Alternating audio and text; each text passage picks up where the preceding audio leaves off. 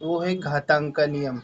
तो घातांक के नियम आखिर क्या होते हैं, घात और घातांक क्या होते हैं, आधार क्या होता है, सारा कुछ आज आप लोगों को जो बेसिक जानकारी है इस वीडियो में देने वाला हूँ। आप लोग वीडियो के साथ बने रहिए और अपनी स्टडी को स्ट्रांग बनाने का प्रयास कीजिए। तो शुरू करते हैं आज का वीडियो और देखते हैं कि घातांक के कौन कौन से नियम हैं जो आप लोगों को याद रखने हैं।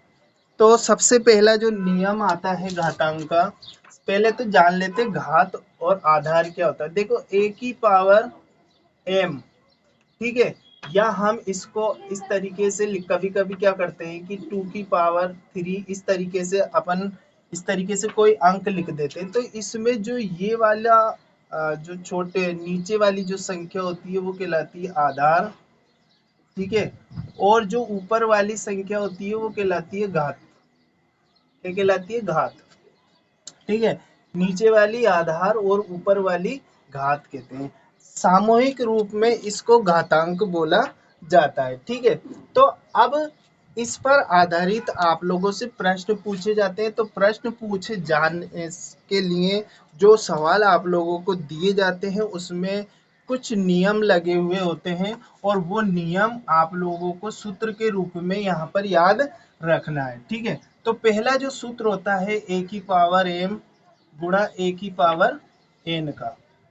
इसका मतलब ये है कि अगर दो संख्याएं ऐसी हो जो घात के रूप में लिखी हुई हो और उनके आधार अगर समान है तो ये घातें क्या हो जाएंगी, जुड़ जाएंगी इस तरीके से। तो एग्जाम्पल ले लेते हैं हम इसका। एग्जाम्पल है हम 3 की पावर 2 इंटू 3 की पावर 5, इस तरीके से। तो हम इसको किस तरीके से लिख सकते हैं, 2 + 5 करके लिख सकते हैं। तो ये हो जाएगा 3 की पावर 7 हो जाएगा, ठीक है। अब दूसरा नियम ले लेते हैं हम यहाँ पर, ए की पावर m भाग ए की पावर n। अगर ए की पावर m में ए की पावर n का भाग जा रहा है, यानी समान आधार वाली संख्या का अलग अलग घात वाली संख्या में भाग जा रहा है, तो इसको हम लिखेंगे ए की पावर m अपॉन ए की पावर n, इस तरीके से लिख के। और फिर क्या करेंगे, इसको उठा के ऊपर ले जाएंगे और इसको माइनस कर देंगे। यहाँ पर आप लोगों को एक बात याद रखनी है, हमेशा कम वाली घात को ज्यादा वाली घात के पास ही लेके जाना है, ठीक है। तो यहाँ पर ये चीज करना है। तो एक उदाहरण लेते हैं, 5 के पास पावर 7 भाग 5 की पावर 3। तो ये क्या हो जाएगा, 5 की पावर 7 अपॉन 5 की पावर 3 इजकल टू 5 की पावर 7 माइनस 3 इजकल टू 5 की पावर कितना आ गया, 4। ये आपका ये उत्तर हो गया। अब सवाल नंबर अब देख लेते हैं तीसरा। तीसरा इसमें क्या है, तीसरा जो नियम है हमारा वो नियम है ए की पावर m की पावर n हो, यानी घात पे भी घात लगी हुई हो, तो उसका जो सूत्र आप लोग देखेंगे वो बन जाएगा ए की पावर m इंटू n, या इसको लिखेंगे ए की पावर m n, ठीक है। बेसिकली ये सूत्र हो गया। अब इसका उदाहरण देखते हैं हम। एग्जाम्पल ले लेते हैं, 5 की पावर 3 की पावर 3, ठीक है, या 2 कर लेते हैं, कुछ भी कर लो आप लोग।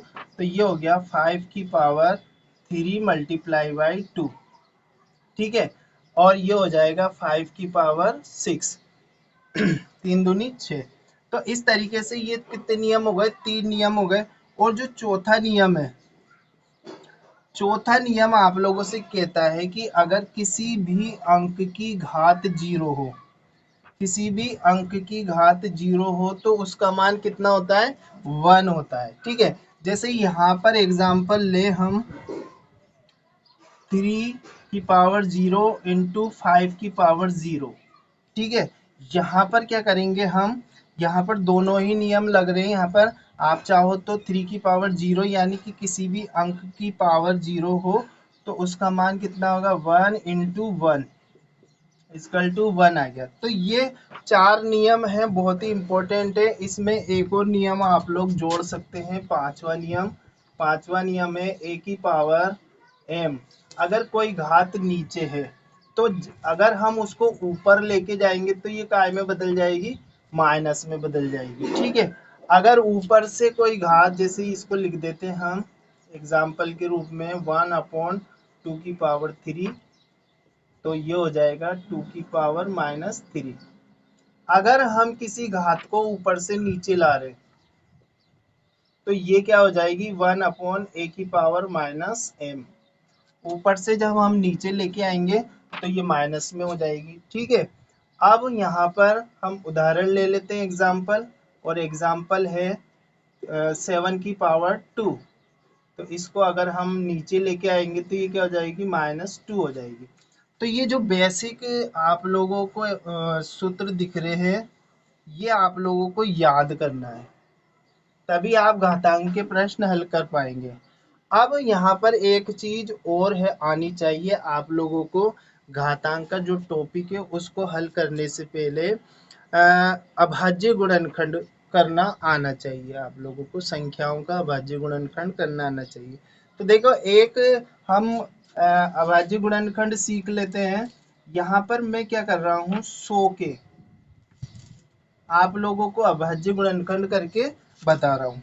ध्यान से देखना आप लोग इस चीज को, ये आएंगे तभी आप लोग घातांक के प्रश्नों को हल कर पाएंगे।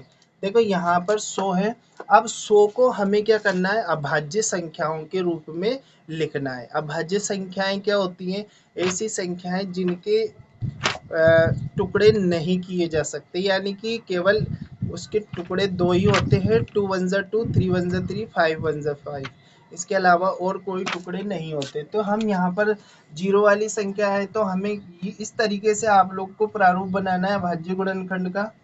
अभाज्य गुणनखंड, ठीक है, अभाज्य गुणनखंड का प्रारूप बना लिया। अब इसमें हम 2 का भाग देंगे तो 2 पंजे 10 और ये 0।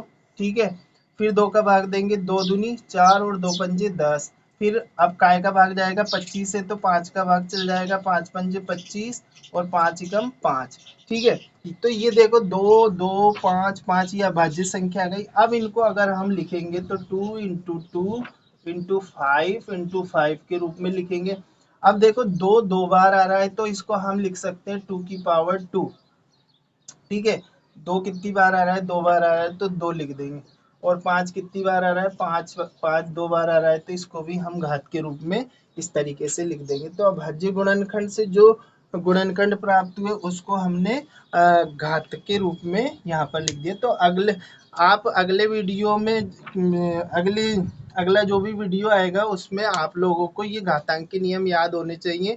अब अगले वीडियो में हम बात करेंगे इन पे आधारित कुछ इम्पोर्टेंट प्रश्नों की जो सामान्य से कुछ अलग है। तो इस वीडियो में इतना ही। आप लोग ये नियम उतार लीजिए अपनी कॉपी में और याद कर लीजिए इनको, बहुत काम के नियम है। अगर मिलते हैं अगले वीडियो में, तब तक के लिए गुड बाय।